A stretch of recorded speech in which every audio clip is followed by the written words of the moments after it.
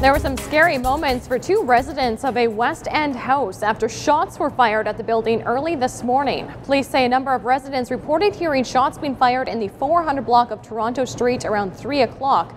Officers say one bullet went through a living room window. Both residents in the home escaped without injury. Police are looking for suspects.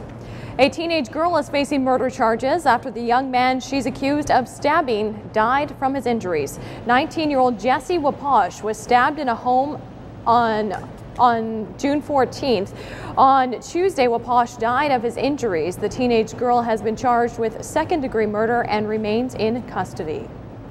Manitoba's small businesses are getting concerned about the upcoming PST hike, which is now just days away. Very tedious. Bo Katojo manages Tika's Aboriginal Boutique at the Forks. She's worried about the potential impact of the tax hike, the effect it will have on businesses and customers.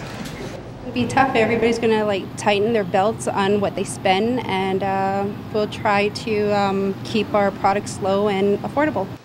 Katojo says she'll try and source more local products. The PST goes from 7% to 8% on Monday.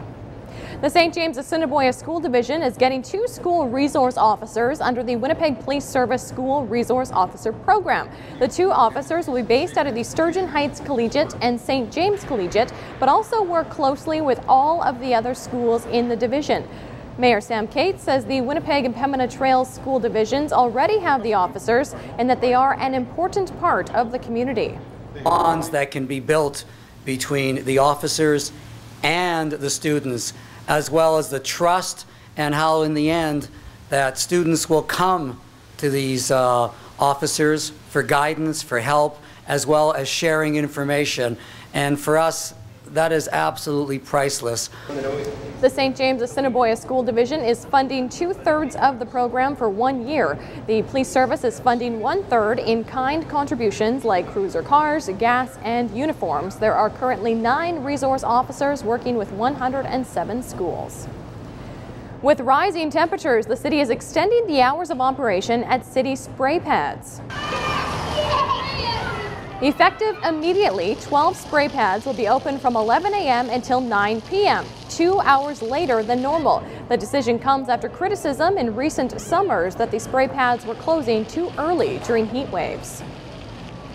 The Winnipeg Blue Bombers opened their first regular season game at Investors Group Field with a 38-33 loss to the Montreal Alouettes, but the day's event started well before game time.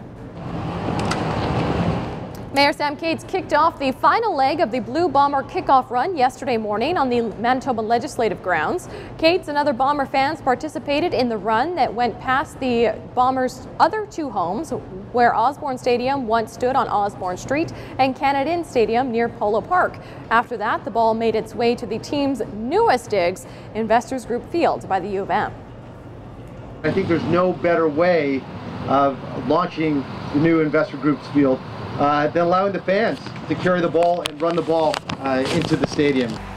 When the ball finally arrived in the stadium just before kickoff, it was former Bomber quarterback Ken Plain carrying it. He then handed off to former blue and gold receiver Milt Stiegel, who completed the journey to center field. We'll have more news coming up at 7 o'clock, and your special Canada Day edition of Breakfast Television continues right after this quick break.